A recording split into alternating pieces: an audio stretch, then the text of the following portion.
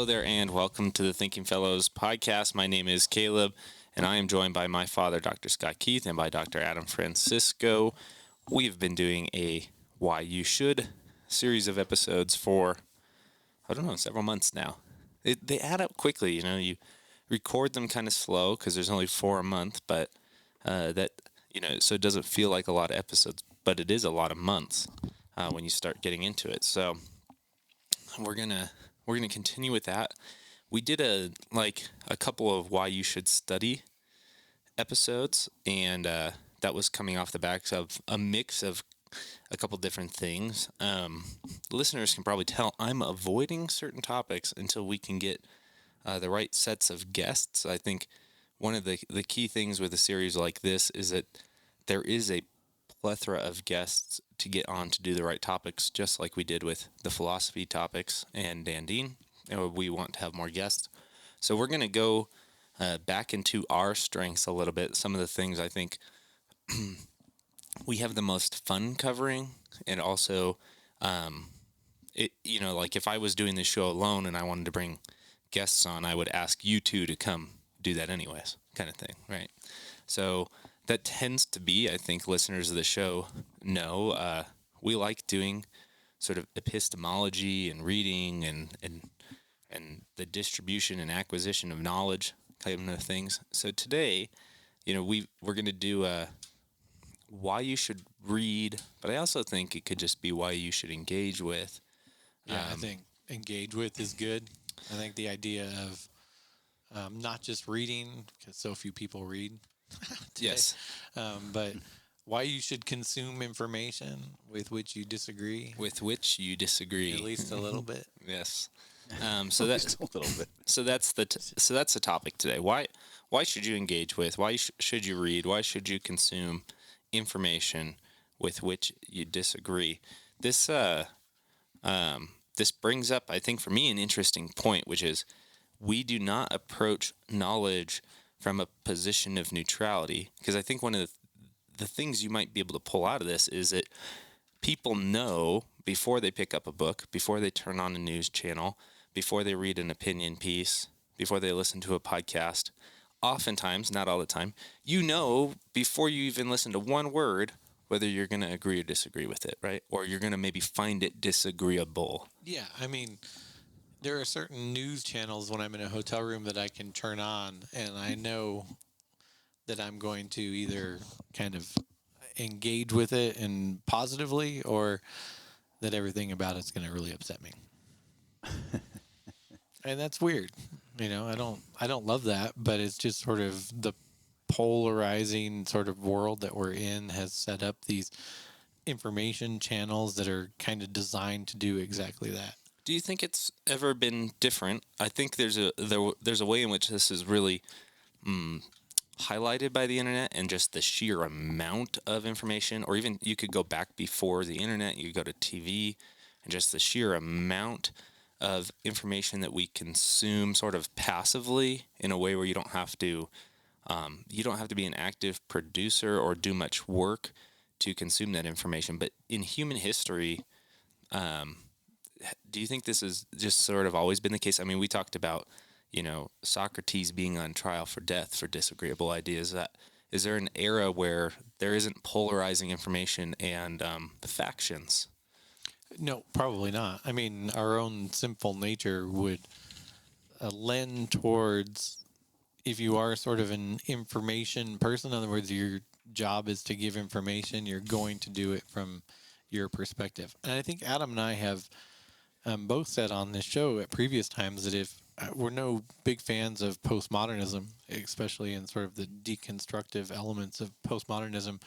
But one thing that postmodernism did bring, at least a little bit, is some honesty. Where I'm giving it a lot of credit here with the honesty thing, but Humility. Humility. Yeah, yeah. About our ability to construct grand narratives from a neutral position. That's likely not possible. Now, the downside of that is believing then that it's not possible to construct a narrative that's accurate Or true. or true. And I think that that's the sort of the rabbit hole postmodernism jumps into from that.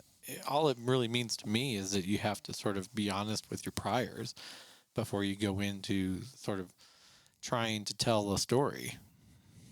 Here's my perspective, I think the difference between maybe which can be overdone too. what by the we way. would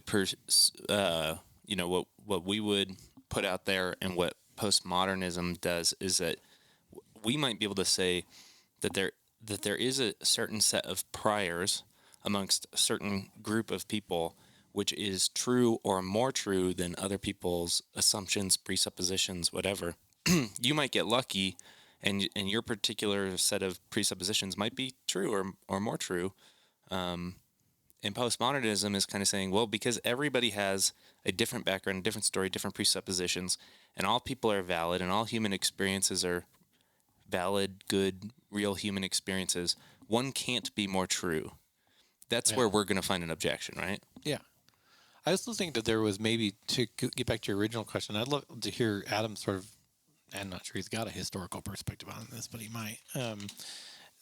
I do think there was an attempt, I don't know if you would call it the golden age of journalism, but there was an attempt in a period of journalism to try to be neutral and report news.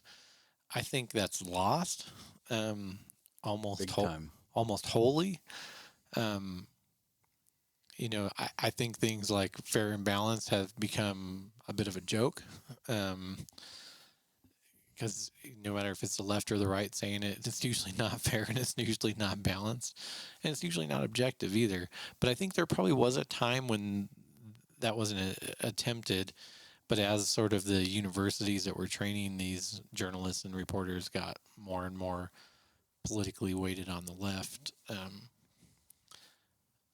that changed. And then you got the rise of sort of the commentators on the right that sort of were trying to be an antidote to that. And that's now the circle we're in with news consumption, at least. Yeah, and like commentators and editorializing and so on, if that's what you're doing, fine. But what the problem is when these folks masquerade as journalists. Yeah.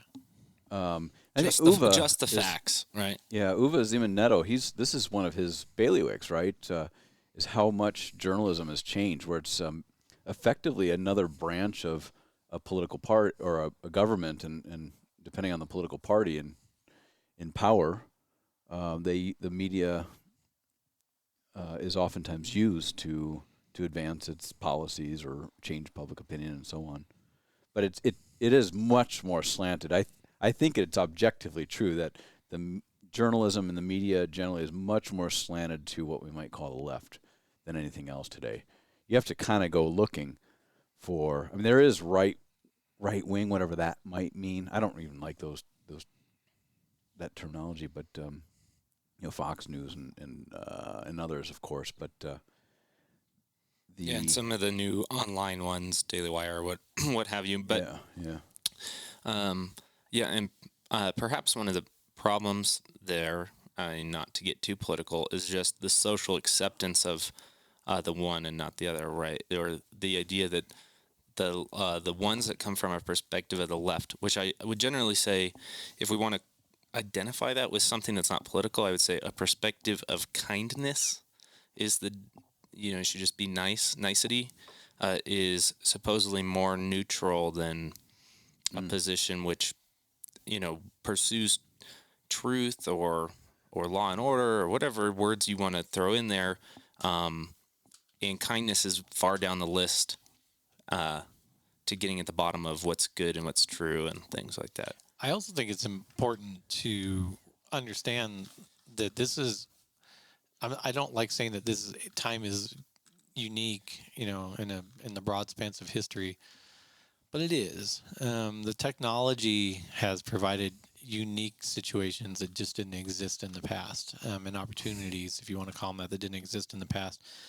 And now more than any time in my lifetime, I guess, which is what I can speak to, it is very, very easy to just and this is trying to get back on the topic of why you should read things or consume things with which you disagree. It's very, very easy to just surround yourself with information, you agree with, and that just sort of acknowledges and confirms your priors. And it's hard to break. It's actually hard to break out of that. And one of the reasons right now it's hard to break out of that is because the ideas are so polarizing. If you do read something with which you disagree, you probably vehemently disagree. Yeah, not like a little bit. Because it's so on the other side of what you're thinking, instead of sort of just being, a little bit off. I often tell you guys that when it comes to like political podcast consumptions, I'm kind of a fan of listening to ones that I disagree with about 20%. Just because it keeps me honest. I'm not a uber fan of listening to things that just confirm all of my priors, because it's just so easy, and I'm just sitting there nodding my head. Yep, yep, yep, yep, yep, yep, yep, yep. Okay, well, I didn't learn anything about anybody else's position that I didn't already know or feel or believe, and I think the same can be said for reading theological material. Yeah, I was going to say this.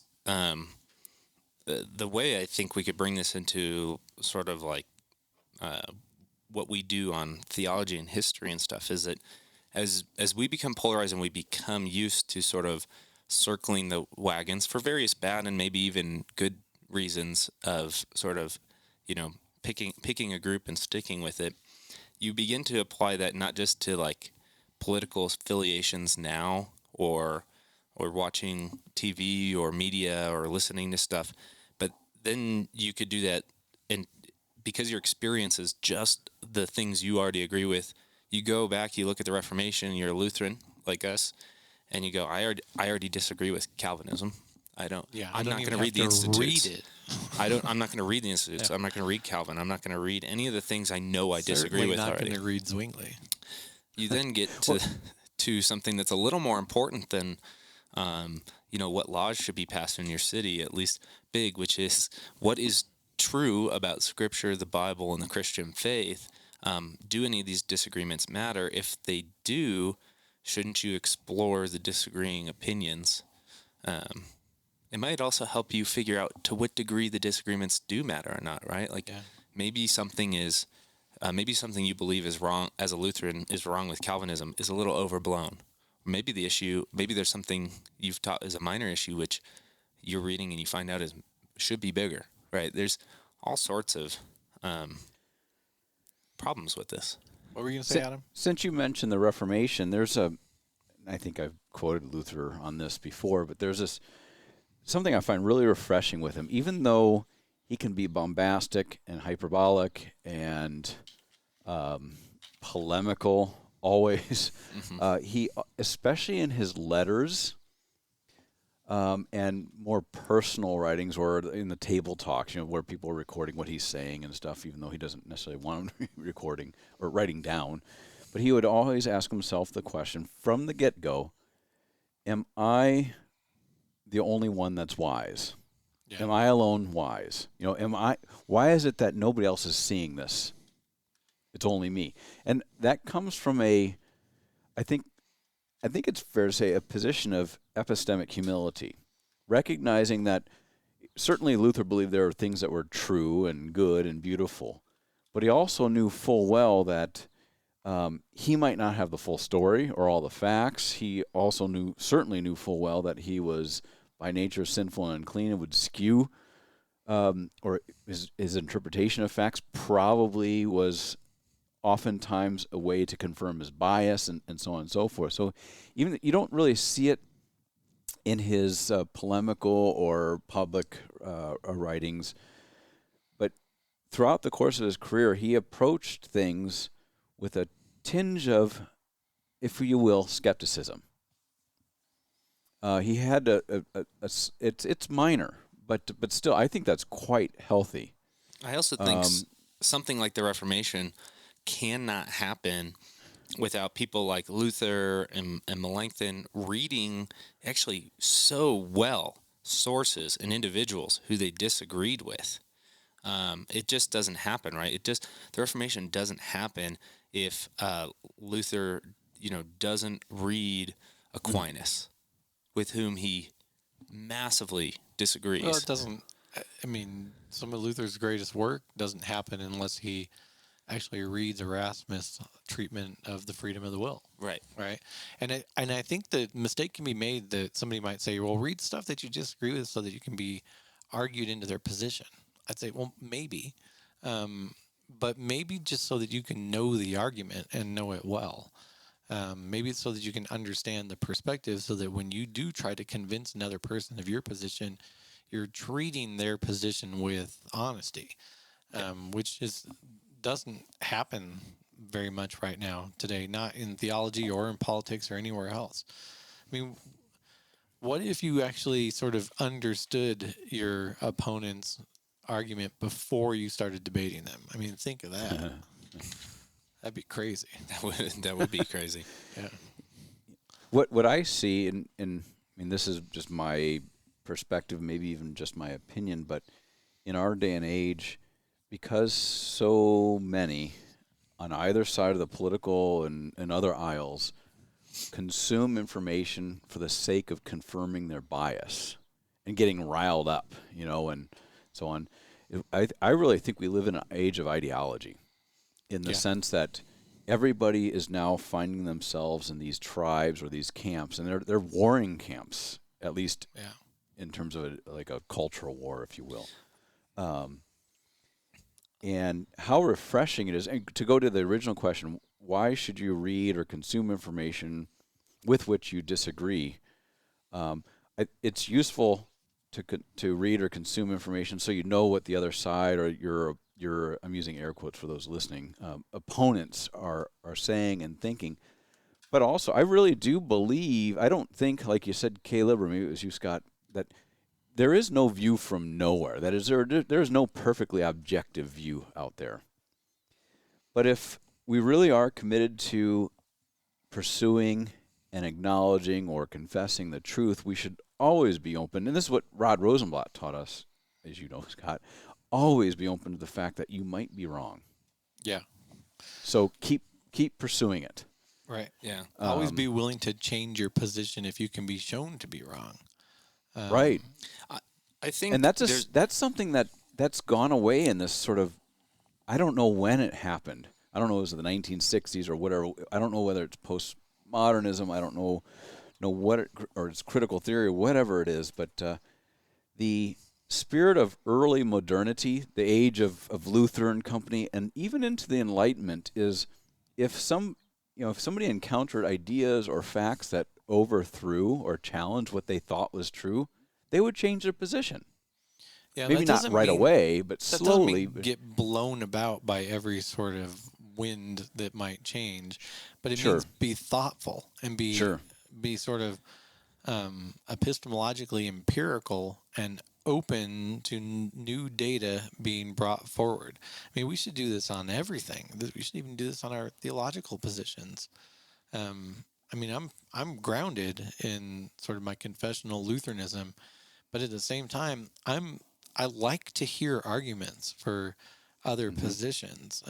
Oftentimes, just because it makes me stronger in my own position, but sometimes because it makes me think. I mean, Daniel Emery Price and I are doing a new podcast / radio show called Tough Text, where we take some of the crazier texts in the Bible and try to provide some clarity to them. And there's some crazy stuff going on in the Bible. Like, there's some crazy stuff going. We just did today the Witch of Endor, where Saul, consults a medium to raise the spirit of Samuel. I'm curious what you guys have to say about that. Those texts to me are this crazy warning about how, why the second commandment about not doing witchcraft is like a real deal. Like, this is not like, you should not do witchcraft. That it works sometimes, and I did say that, but there's a little more going. I think there's a little more going on there, including a promise to Saul that he would be with Samuel tomorrow. So he was going to be killed, but that didn't mean he was going to hell. He was going to be with Samuel, who is with very God. interesting. But at the end of the day, some of that you read, and you if you were in your 20s, like, I'm this and I'm going to fight the whole world against this. For me, it's a little bit the older I get, not that I soften in my positions, but I read some of that stuff and you can understand why people have different opinions about it, because it's not as straightforward in every line as you might think it is if you only study one side of a particular object or a particular position, especially when it comes to biblical theology. Yeah, I have a friend who, was talking about reading different preaching examples or homiletic stuff and getting upset when somebody's like, "This is the only way you can preach this one text," right? Yeah. It's saying like there's only one way. This whole section taken out for a lectionary in the Bible can be read this week is very Yeah. limiting scope. We had my pastor when the past Pentecost preached on the Tower of Babel in relation to Pentecost, which that's how the readings go. So that's pretty common. And you can, there's really bad preaching, I think, on the Tower of Babel, and there can be some really good stuff. And the really good stuff is typically has to do with the people sort of chasing after their own way and God confusing their language to get them back on track. And then at Pentecost, bringing back everybody back under one understanding, one language for the sake of the gospel, because now the promise is fulfilled.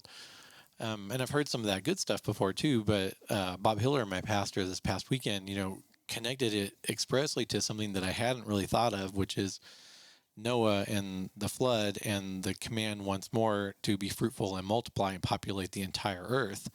And when they decided to stay in this one fertile valley, they weren't listening to the be fruitful and multiply and populate the whole earth. And I thought, wow, this is just one example, right, of where you can have 5 really smart people that you probably mostly agree with on things, and one person can see something there that you didn't see.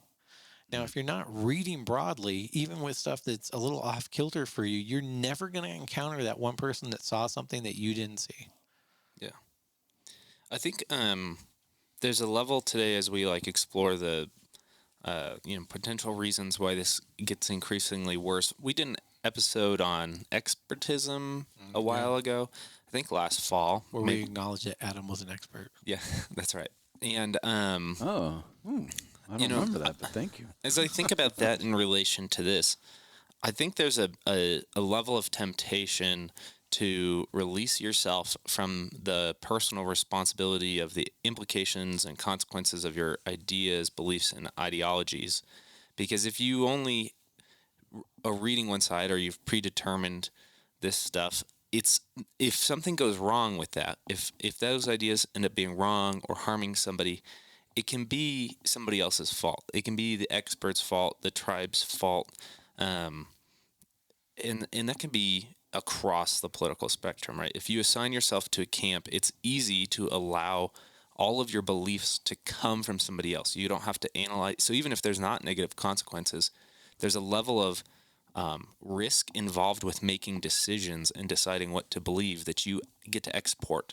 And there's a big temptation in that. Think about all the anxiety over school or being right that people have in my generation and the generations below me, that they keep communicating that, they're worried that they're wrong. They're making the wrong decisions. They have this. If you just find somebody who's a little smarter than you and you let them make those decisions for you, it's easy to just then become a warrior for that cause. Because they saved you. Yeah, because they saved you from all that anxiety, that risk, that terror of facing the world. Now what your job is to be loyal to the person who pulled you out of that despair.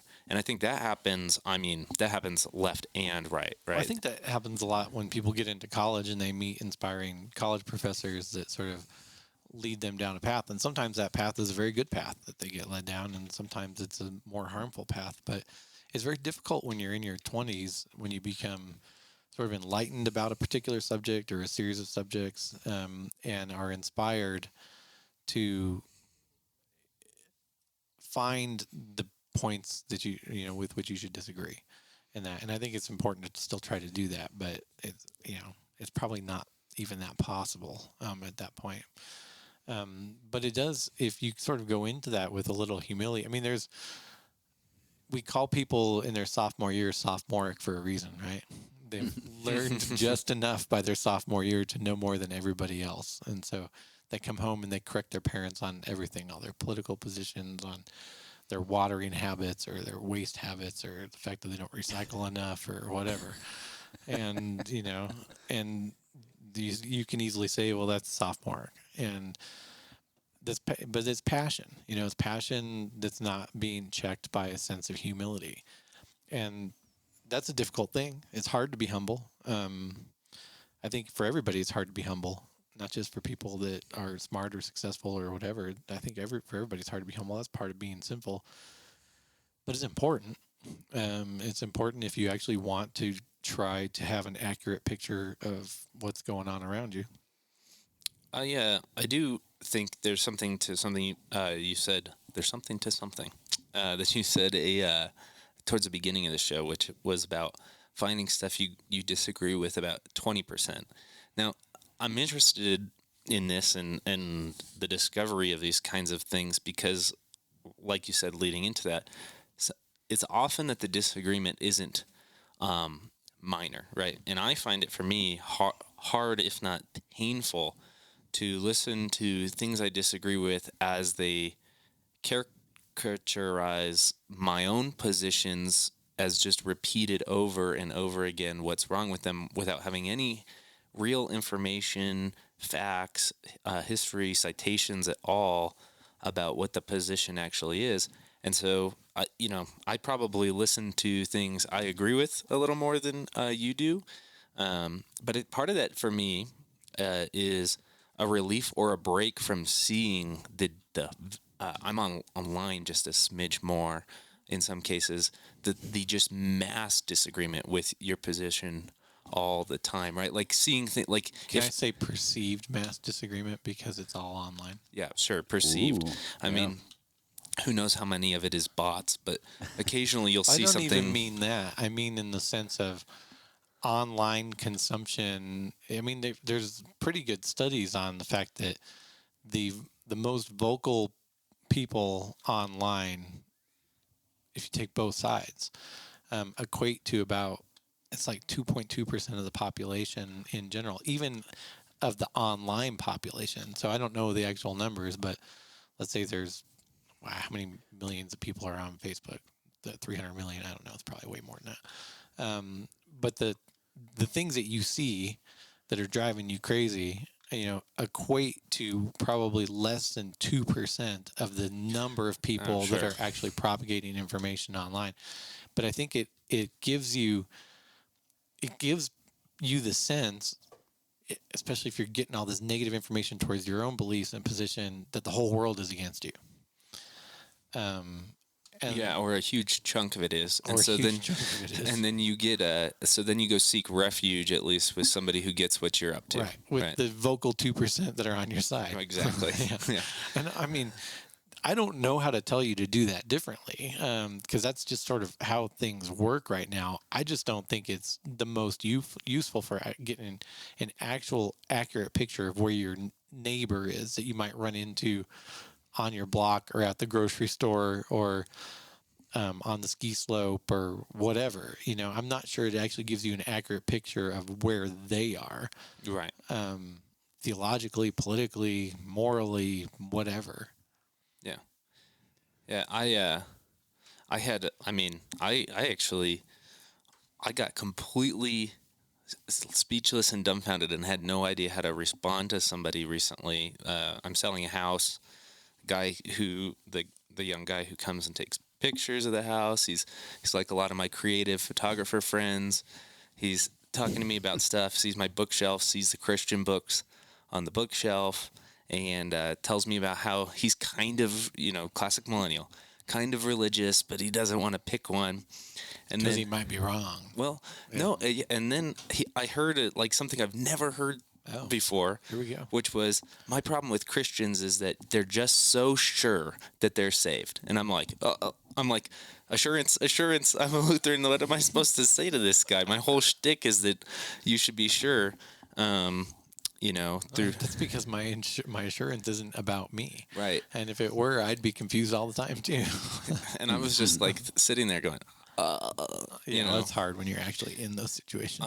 But it's interesting, right? Because I kind of realize like I have spent so much time talking to people in the last couple of years, and the focus for us being people who struggle with their assurance. Now, that's part of the mission of 1517, right? Is to assure people in Christ crucified, dead and risen for them. That I had this brain fart because I hadn't engaged with the other portion of this, which is somebody mad at assurance. Right. Um, Mm. so even there's like a time bias of my energy spent preparing or reading material about X has decreased about something that I forgot to care about anymore, which was somebody on this flip side of the coin. Yeah, there's an interesting, not that you would have ever had time, but there's an interesting exercise with somebody like that that has to do with, well, how are you sure about anything? Like, how are you sure about, Exactly. walking into this house that it's not going to fall down? How are you sure about getting in your car? How are you sure that He shouldn't have been his. the pictures that you're taking are actually going to show up on the screen the way you want them to? All of this stuff, we walk around this world with a whole lot of assurance, and a lot of it's probably unfounded in a lot of ways, but we still act on it. More so than I think in a lot of ways than people who have become sure of the Christian claim that Christ was their Savior and died for their sins and rose again for their justification. Yeah. No. I mean, this guy probably shouldn't have been. Sure, maybe he wasn't of a whole lot. Was limping around my house because he crashed his electric bike, and I went outside and looked at it, and you could tell why the tires were balding all the way down to threads. Right, so I was like, okay, we're very observant. Well, according to your dad, I'm putting words into his mouth. One shouldn't even have an electric bike in the first place. Yeah. I toyed with getting one a couple times, and every time I text your dad, because he always seems to be right on things. So now he's like sort of the guy I run things through. And last time I texted, he says, "Don't get one." So I won't tell you why. But Well, I think I was misunderstanding what the purpose of your electric bike was. I don't need an electric bike. Yeah. I got 2 legs. There you go. No, this is interesting. I will occasionally put myself through this painful exercise of reading things I disagree with. The most recent time that I put myself through days of horrific pain was when like the Roe v. Wade leak happened, and I was reading.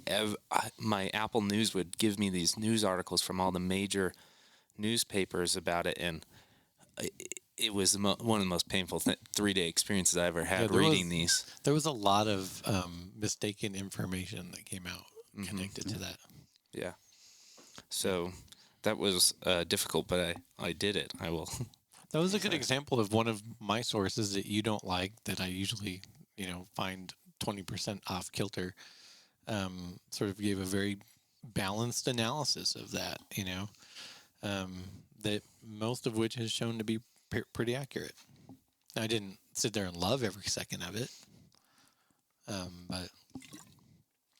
but Scott, can I ask you a question in terms, with reference to the question Caleb started with? Do you read? I'm sure you do literature attacking Christianity. I know you read like Calvinists and. I'm more so in the past. It's actually one of the areas that I think if I continue doing speaking gigs on apologetics, I've got to get better at keeping up to date on. I read enough in the past to sort of know, I think, most of the general arguments, modern incarnations of those, even when I kind of touch base with them, even all seem to be variations of the same thing. Anyway, so, but yeah, and I think some of them given to a person who's on the fence are maybe a little bit confusing, mostly because a lot of them play to emotion. But if there was a new one that came out that was groundbreaking, or the people were saying was groundbreaking and a real danger, a real threat, I'd certainly read it. Yeah, sometimes I wonder how healthy it is from my own experience or lived experience, as they say now. Because I read quite a bit of this stuff, attacks on Christianity or the skeptics and so on.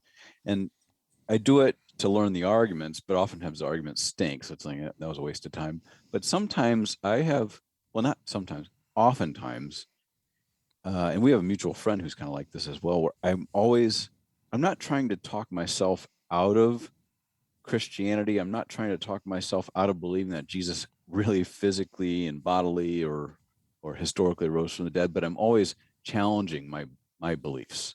So I will sometimes select texts that I think are, at least because I've heard or they've been advertised as such, that this is like the argument against the resurrection of Jesus. And I sometimes think, should I admit that to people, which I am right here, because how healthy is that? Yeah. But the remarkable thing is, when I read this stuff, I think, wow, these ground breaking arguments or these robust arguments really stink. Yeah. Yeah.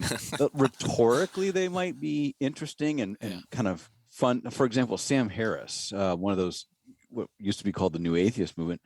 You know, he has a way with words. But you look at the argument and especially the assumptions that are oftentimes not even stated in the argument. You're like, this stinks. And so back to that original question, um, I find that reading stuff with which you would disagree with in like the theological realm actually does quite strengthen Yeah. your resolve or your faith, if you will. This happens. One of the reasons I kind of like the historical and systematic theology is there's often a source to go check when you have disagreements with people. And so, I'll it has been slowing down over the years, but for years there was the only thing Lutherans could talk about was third use of law controversy stuff, and occasionally this Has still that been slowing down? I guess a little bit. It resurges, right? Every time it resurges, I'll go read the articles that are being published in various Lutheran journals. I'll go read the positions that I know disagree with mine, and in fact sometimes targeting people like us, but not by name or whatever. And I'll read these footnotes, and they'll footnote, say, Article 6 of the formula. And every time this happens, my habit is to go, have I been reading the formula wrong this whole time? And go reread it, right? Go reread not just the section they cite, but the whole thing. And so far, I've come out going, okay, I'm in the clear. But it causes me every single time somebody makes one of these arguments. I often do what Adam was saying and say, doubt my own bias because I have a particular thing I want to be true. And so I'll read these articles and then it'll prompt me to go reread. I can't tell you how many times I've reread the Formula of Concord in the last several years because of arguments like this. I do think there's a point at which I'm say two things. One, let me just say them first and then kind of explain them. I do think there's a time to wipe the dust off of your feet with some of this stuff. Yeah, I really, indeed. I really do. I don't necessarily think it's healthy. We are arguing on this show for engaging the arguments and for engaging the disagreements. But if one of the arguments has been sort of soundly refuted, and yet they keep making it the same one without variation, you don't have to continually reread that. You've done that. You've done your homework. Yeah. You've done your due diligence. There's no need to continue to frustrate yourself or make yourself believe that their position is bigger or more sort of publicly believed than it actually is. The second one to Adams on the arguments against the faith, that whole thing is interesting to me because I really do believe that most of those boil down to some emotion at some point, and the emotion is that I just don't want to believe that this is true. Because that's going to have an implication for my life. So much so that people will believe or even sort of suggest other outrageous explanations. Aliens, for example, instead. That's what I was thinking. Aliens Yeah. sucking up the body of Jesus into their spaceship. Instead of the actual resurrection, because if it's the resurrection of Christ from the dead that has an actual implication on their life, right? As Montgomery says in Sensible Christianity, right? You're now at a turning point. You have to make a decision. Now, don't get me on the decision theology stuff because That's not what I'm saying. But we're talking in sort of evangelistic venues. You're facing the cross, and there it is. It's funny. I was listening to a mountain biking podcast, and these guys are all from the Pacific Northwest, and they're all just, I'm sure, just like Yeah. typical Pacific Northwest Outdoor type. and all of that means unbelievers. These guys actually had a serious conversation on whether or not you should ride the most difficult mountain bike trails that you can find high or not. And I'm sure they don't believe anything, right? But they started out their show today by having a very serious conversation about superstitions. Like, do you believe in aliens? And would you walk under a ladder? And what do you do if a black cat crosses your path? And I'm like, I'm sitting there just thinking to myself, I guarantee you I guess I shouldn't guarantee it, but my suspicion is that they would not engage a serious argument for the resurrection of Christ out of hand because of whatever they were taught in high school and college or whatever, that it's just not possible. You'd have a lot of work to do before for that. these things to happen. Yet they'll engage these other things that sort of play to their emotions and their emotional biases anyway. And I just think, yeah, that's just funny. It's just interesting how people work.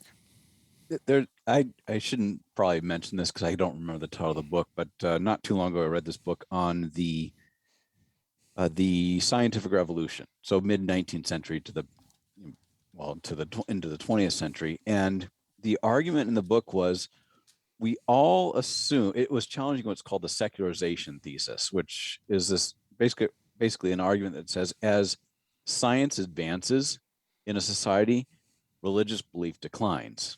Right. In particular, institutional religious belief. And the author documents all these high-profile scientists from the mid-19th century to the 20th century, and how, while publicly they operated as materialists or atheists or whatever, by night they're going and consulting their astrologer or their palm reader or engaging some sort of occultic seance or something like that. So, of course, it's fascinating. These very sophisticated, seemingly people who, I don't know if mountain bikers are sophisticated, but yet they're willing to entertain this bizarre stuff, Gnostic kind of stuff. But when it comes to something that's pretty well documented, because it is well documented and historically has been a driving force in Western civilization, they dismiss it out of hand. Mm-hmm. Yeah. That, if I can be honest, infuriates me. Yeah, no, that's what I was saying. That was my point, is that that type of thing is infuriating because you know that you're not going to, you don't know. I should stop saying no. You strongly suspect that if you were to sit down and get a beer with these people and want to have a serious conversation about the evidence for the death and resurrection of Christ, that it would be dismissed out of hand as not possible. I actually, as maybe a sort of curtain over the fact that it's not that they think it's not possible really, but that it just doesn't fit sort of their lifestyle or what they think will be required of them morally if they're convinced of this or whatever. But they use sort of the background of their previous education to say, well, we learned that kind of stuff just can't happen. Too, part of like this is like, I think most of these people, if you sat down and just said, instead of wanting to convince them of the historicity of the resurrection, just ask what they thought about Christianity, which you would find are all the things you guys were suspecting, like the emotional reasons not to like it, maybe some political, American Christianity's mean and nasty reasons, hypocrites, my parents were Christians and they beat me kind of stuff. They looked at me askance. Nobody beats their kids anymore, right? Yeah. Wow, I've heard that. That's not true. Children do get abused. So I was being hyperbolic. How much do you think this is? It's those reasons, but bottom line, it's just Christianity's not cool. No, I actually think it's kind of He thinks it's Christianity's mean. I think that, and I think part of it is like. I think if you were to get them to give a theological reason instead of just like the hypocrite reason and everything, I think it would boil down to your classics. Why some, not others? why? How could a religion? How could a God that loves people not save everybody? What I think is they would actually have what going on in the background, though, is that Christianity was the predominant, or sort of Judeo-Christian ethical foundation, was the predominant cultural force, and this is literally postmodernism at its deconstructive best, because these same people will often make allowances for Islam, which is much harsher towards their position yeah.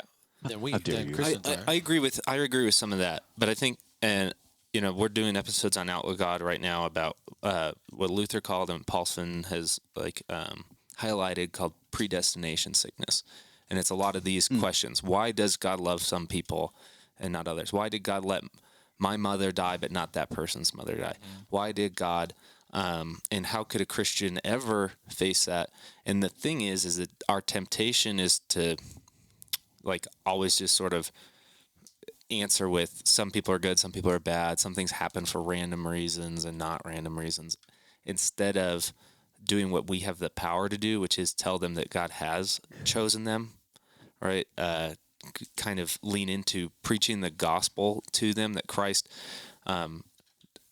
atoned for all sin, including theirs, and he has chosen them, and that he's put you there now to tell them that, and kind of stuff. I mean, that's hard. That's a good Paulson answer, though. Imagine getting the gumption to actually tell somebody that Christ chose them when they're telling you, why didn't God choose some people, right? And that's sort of one of the, I think, knowing the position is not always going to be what we suspect it is, or going in with a different mission based on what we think. I'm just speaking from experience when I have had these conversations. I'm trying to think of a time I've ever said, I think I have actually once. I've told the story in a talk, but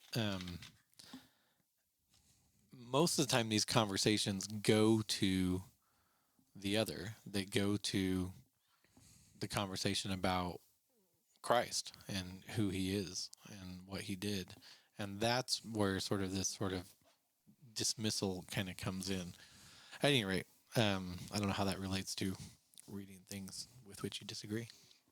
I just think it's about being, like I was saying, I was unprepared when this guy asked us. It's part of the answer is knowing what other concerns people have that are out there, right, are not always the ones you think they're going to have, or other people are going to have, or even the versions of the one that you think they're going to have. And as time goes on, like Adam was saying, some of these arguments are way less sophisticated than they're being propped up to be, and it turns out some of the concerns have always been there. Things like why does God not end sin and death right now? Why did he do it the way he did it? Kind of questions have been around forever, but you may be seeing a resurgence of emotional anger at God versus skepticism that God exists, kind of stuff. And so it's just, if you're not reading the stuff you disagree with, you may only pick one of those positions that your position is strong against. Correct. I may only pick that what I'm strong against, what my camp is strong against, is people who deny the resurrection.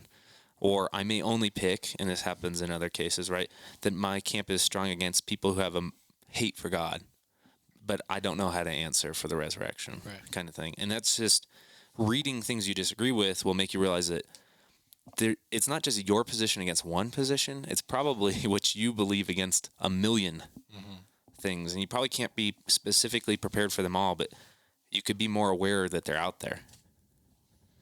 All right. Well, good. You guys good with this episode? I am. I'm looking forward to the next one. I think the next one will be cool. Next week is a Father's Day episode. I think we should plug this even before that. If you're looking for a Father's Day present to add on to the things that you're giving Dad this year, I think you and you haven't already owned this, you haven't already given this as a gift, I think you should look at my father's book, Being Dad, sold at the 1517 shop and on Amazon. I think it's our best-selling book at 1517 still. It certainly was. Sure about that. A couple of Chad's books are really selling. Yeah, some books really do sell, but Being Dad was for years our best-selling book, and it was for good reason. You went on a lot of speaking tours and stuff like that. That book is got a subtitle, Father as a Picture of God's Grace, and the book is very much about the impact fathers have on the faith of their children. I think it's a very interesting read for any father and I think for any kind of family to consider the ideas in there, especially if you care about passing your faith on to the next generation. So that's a great Father's Day present. I'll put a link in the show notes there. And then next episode, we are going to do a little more Father's Day themed type of topic. So we will catch you next week. Bye.